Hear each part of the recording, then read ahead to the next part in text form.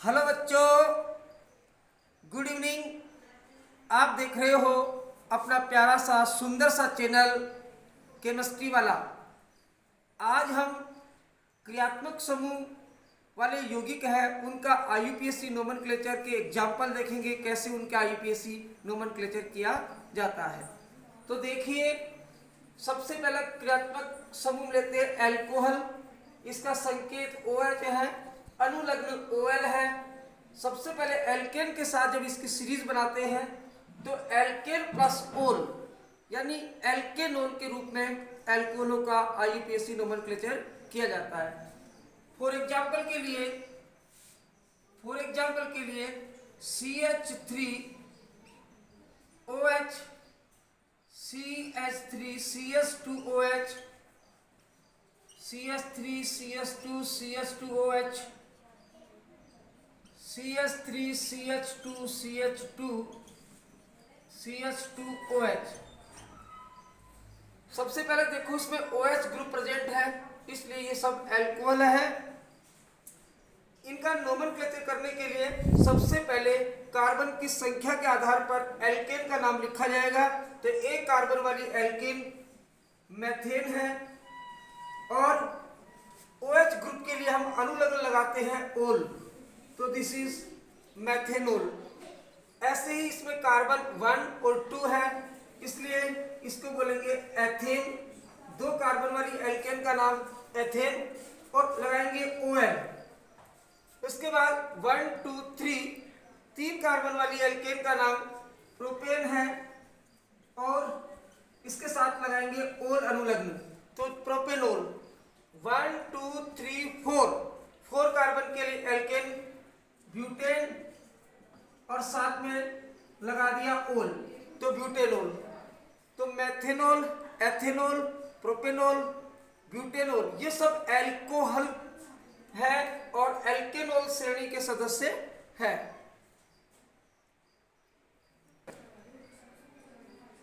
अब कुछ ब्रांच वाले यौगिक हैं, उनका नोमेनक्लेचर कैसे करते हैं। 1 2 3 4 CH3 CH2OH।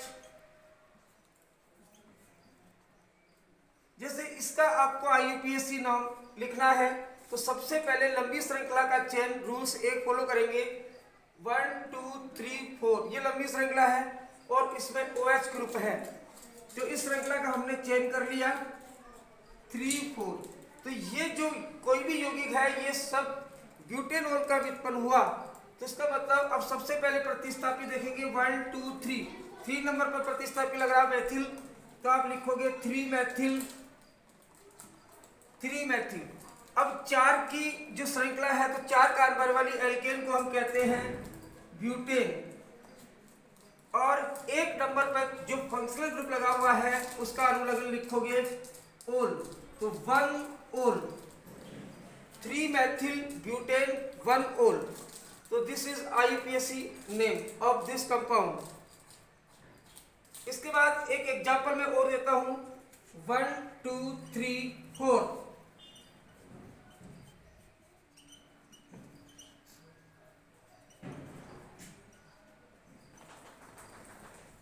इसका अगर अपन को नोमेनक्लेचर करना है, तो सबसे पहले हम देखेंगे कि लंबी श्रृंखला 1 2 3 4 और 1 2 3 4 श्रृंखला का क्रमांकन हम उससे करते हैं जिससे क्रियात्मक समूह पास में हो। 2 नंबर पर आप देखो प्रतिस्थापी लग रहा है मेथिल, 3 पर लग रहा है मेथिल, तो कैसे बोलोगे इसको 2 3। डाई मेथिल दो एक जैसे है, तो डाई लगाओगे, तो नाम हो गया इसका 2 3 डाई मेथिल। 4 की श्रृंखला है, इसलिए ब्यूटेन, और 1 नंबर पे ओल, तो इसका नाम हो गया 2 3 डाई मेथिल ब्यूटेन 1 ओल, यानी 1 ब्यूटेनॉल भी आप इसको कह सकते हो। नेक्स्ट कुछ और लेते हैं एग्जाम्पल।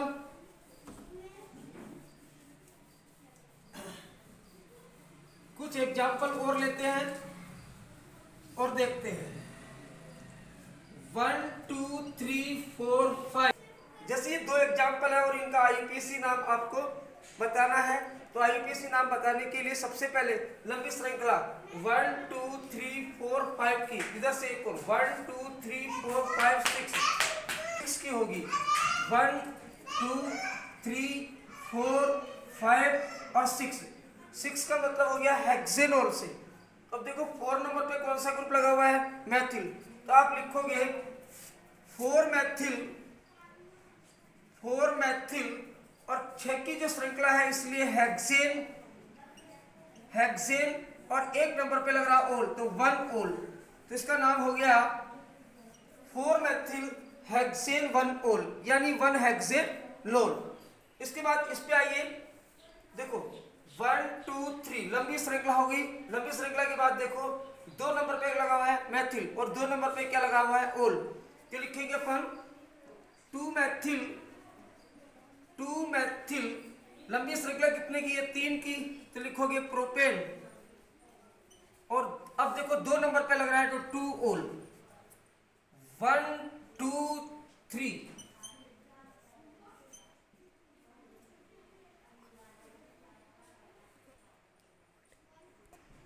फर्स्ट जो क्रियात्मक समूह था एल्कोहल ओएस था, उसके नोमेनक्लेचर के बारे में हमने सीखा। अब हम देखते हैं एल्डिहाइड।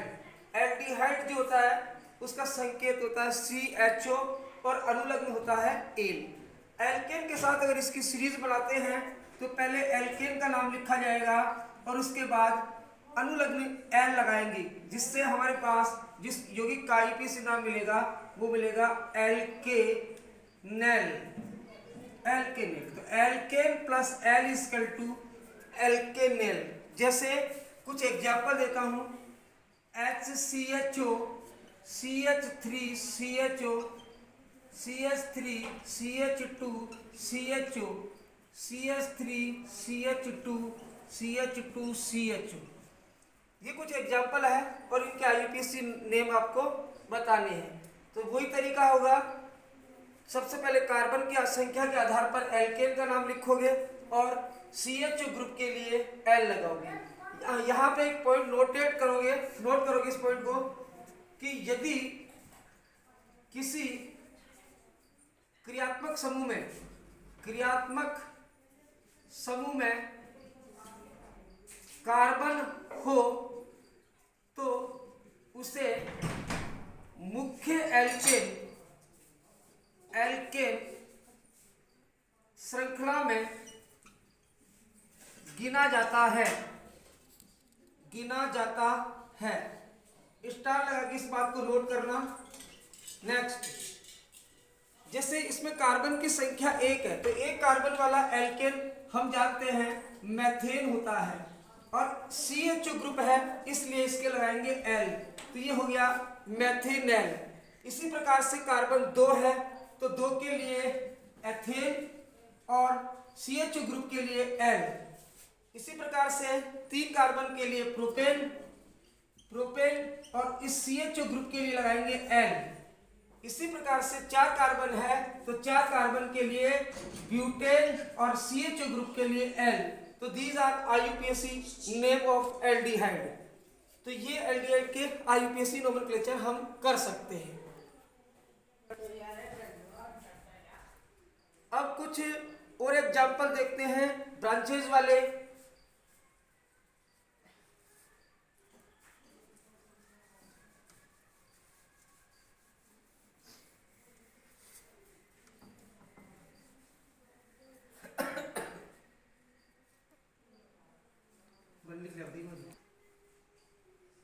जैसे कुछ एग्जाम्पल है, सबसे पहले तो इनको पहचानने की बात होती है कि ये क्या है। तो सबसे पहले देखो इसमें CHO ग्रुप है तो इसका मतलब ये एल्डिहाइड है और एल्डिहाइड का नोमेनक्लेचर हमने सीख लिया है। सबसे पहले लंबी श्रृंखला बनानी है जिसमें CHO भी आना चाहिए। तो लंबी श्रृंखला 1 2 3 4। दूसरी जो नियम हमने पढ़ा था कि इसका क्रमांकन हम किधर से करें, क्रमांकन उस सिरे से करते हैं जिस सिरे से क्रियात्मक समूह पास में हो। तो क्रियात्मक समूह में अगर कार्बन होता है तो उस कार्बन को भी मुख्य श्रृंखला में काउंट किया जाता है। तो 1 2 3 4। तो देखो 2 नंबर पे क्या आ रहा है, प्रतिस्थापित। तो इसका नोमेनक्लेचर लिखने के लिए आप लिखोगे 2 मैथिल और 4 की श्रृंखला है इसलिए ब्यूटेन और साथ में अनुलग्न लगाओगे एल तो 2 मेथिल ब्यूटेनल। इसी प्रकार इस पे आओ, लंबी श्रृंखला देखो 1 2 3 4 5 की, क्रमांकन इधर से ही 1 2 तो 2 पर भी प्रतिस्थापी है, 3 पर भी है, तो पहले तो इनका क्रमांक लिखोगे 2 3 डाईमेथिल और इसके बाद 5 की श्रृंखला के लिए पेंटेन और एल पेंटेनल।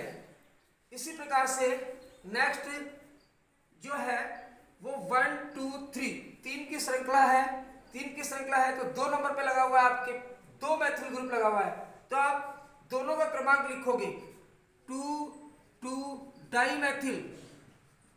डाईमेथिल और 3 की श्रृंखला है इसलिए प्रोपेन और CHO ग्रुप के लिए लगाओगे L तो 2 2 dimethyl propanal. These are IUPAC नाम ऑफ एल्डिहाइड। ये जो IUPAC नाम है इनकी जितनी से ज्यादा प्रैक्टिस करोगे ये उतने ही क्लियर होते जाएंगे, इसलिए ज्यादा से ज्यादा इनकी प्रैक्टिस करना और लिखना। ओके, और कुछ भी प्रॉब्लम हो तो मुझे कमेंट सेक्शन में जाना और कमेंट्स करना। अब हम क्रियात्मक समूह थर्ड लेते हैं ईथर। ईथर जो है आपके 12th क्लास में पूरा चैप्टर है, तो ईथर का नोमेनक्लेचर बहुत अच्छे से समझ लेना। सबसे पहले बात करेंगे ईथर की। ईथर ग्रुप जो होता है उसमें ऑक्सीजन की दोनों वैलेंसियां एल्किल ग्रुप के द्वारा कंप्लीट होती है। इसमें ईथर जो होता है वो 2 प्रकार का होता है। ईथर 2 प्रकार का होता है, एक होता है सरल ईथर और एक होता है मिश्रित ईथर। सरल ईथर और मिश्रित ईथर। ऑक्सीजन से जुड़े दोनों एल्किल ग्रुप अगर समान है तो उसे हम बोलते हैं सरल ईथर, और ऑक्सीजन से जुड़े दोनों समूह अगर दोनों एल्किल ग्रुप अलग अलग है तो उसे बोलते हैं मिश्रित ईथर। ईथर का नोमेनक्लेचर करने के लिए सबसे पहले ऑक्सीजन को और छोटे वाले एल्किल ग्रुप को हम कहते हैं एल्कोक्सी, और बड़े वाले एल्किल ग्रुप को एल्केन के रूप में लिखते हैं, एल्केन के रूप में। तो इसका मतलब हुआ जैसे इसका IUPAC नाम अपन को देना है तो एल्कोक्सी एल्केन।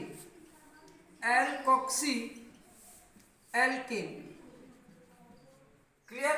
इसी प्रकार से मिश्रित ईथर जिसमें ऑक्सीजन से जुड़े दोनों एल्किल ग्रुप अलग अलग हो तो उसे कहेंगे मिश्रित ईथर, और मिश्रित ईथर में छोटे वाला एल्किल ग्रुप को तो वही एल्कोक्सी बोलेंगे, एल्कोक्सी, और बड़े वाले एल्किल ग्रुप को एल्केन के रूप में बोला जाता है। तो these are IUPAC name of ether, alkoxy, alkane. मैं कुछ एग्जांपल देता हूं और देखता हूं। CH3O CH3, C2H5O C2H5, C3H7O C3H7। जैसे मैंने कुछ एग्जाम्पल दिए हैं, सबसे पहले इन एग्जाम्पल्स को आपको पहचानना है कि ये सरल ईथर है या मिश्रित ईथर। तो आप देखोगे ऑक्सीजन से जुड़े दोनों मैथिल ग्रुप, इधर एथिल ग्रुप, दोनों प्रोपिल ग्रुप समान है, इसलिए इनको बोलते हैं सरल ईथर। और इनका नोमेनक्लेचर करेंगे तो एक ऑक्सीजन और एक एल्किल ग्रुप को बोलेंगे एल्कोक्सी के रूप में, यानी कि मैथिल है तो मैथोक्सी, तो आप बोलोगे मैथोक्सी, मैथेन। इसी प्रकार से इसको अगर बोलना है तो आप बोलोगे एथिल इधर है एक एथिल इधर है, तो ऑक्सीजन और एक एथिल को मिलाकर बोलोगे एथोक्सी, और एक एथिल को एथेन के रूप में, तो एथोक्सी, एथेन। इसी प्रकार से ये प्रोपिल है, ये भी प्रोपिल है, तो एक को बोलोगे प्रोपोक्सी और दूसरे प्रोपिल को बोलोगे प्रोपेन, तो प्रोपोक्सी, propane. These are IUPAC name of ether। ऐसे आपको मिश्रित ईथर को पहचानना है तो कुछ एग्जाम्पल मैं देता हूं, जैसे CH3O C2H5, जैसे C2H5 C3H7। जिस इसका आईयूपीएसी नाम लिखना है तो आप देखो दोनों एल्किल ग्रुप अलग अलग है, इसलिए ये मिश्रित ईथर है। इसमें भी दोनों एल्किल ग्रुप अलग अलग है, एक प्रोपिल है एक एथिल है, इधर मेथिल इधर एथिल। तो इनका आईयूपीएसी नाम लिखने के लिए छोटे वाला एल्किल ग्रुप कौन सा है इसमें, मेथिल, और ऑक्सीजन के साथ मिलाकर इसको बोलेंगे मेथॉक्सी, और बड़े वाले को एल्केन के रूप में बोलना है। तो क्या बोलोगे इसको, मेथॉक्सी एथेन। इसी प्रकार इसका नाम लिखते समय क्या बोलोगे, छोटे वाला एथोक्सी प्रोपेन। इस प्रकार से हम आईयूपीएसी नोमेनक्लेचर कर लेते हैं ईथर का। ईथर के आईयूपीएसी नोमेनक्लेचर के हम कुछ एग्जाम्पल देखते हैं एक नई शायरी के साथ। आंखों में अरमान लिया, मंजिल को अपना मान लिया, फिर मुश्किल क्या आसान क्या, बस ठान लिया तो ठान लिया। आइए और ईथर पर बात करेंगे। जैसे CH3, CH2, CH3 और यहाँ पे मैंने लगा दिया CH3। तो मैंने क्या बताया था आपको कि छोटे वाला एल्किल ग्रुप कौन सा है और ऑक्सीजन के साथ मिला हुआ है, तो इसको क्या बोलेंगे, मेथॉक्सी। और 1 2 3 कार्बन को बोलेंगे एल्केन। अब मेथॉक्सी कितने नंबर पे लग रहा है, 1 2 3, तो आप बोलोगे इसको 2 मेथॉक्सी प्रोपेन। 3 की श्रृंखला है प्रोपेन। एक वर्ड याद रखना, एल्कोक्सी एल्केन, यानी 2 मेथॉक्सी प्रोपेन। कुछ एग्जांपल देखते हैं, 1 2 3 4, OCH3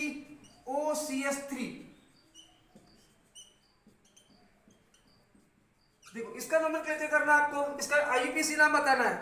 तो क्या करोगे, सबसे पहले लंबी श्रृंखला 1 2 3 4। अब क्रमांकन 1 2 बराबर 1 2 किधर से भी करो, 1 2 3 4।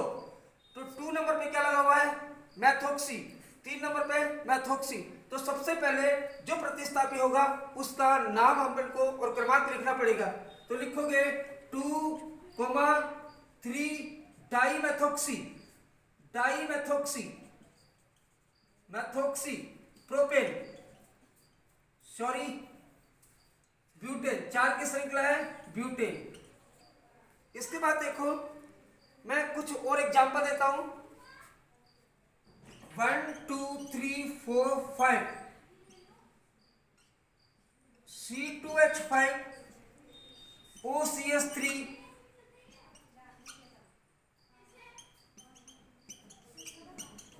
ध्यान से देखो इसको।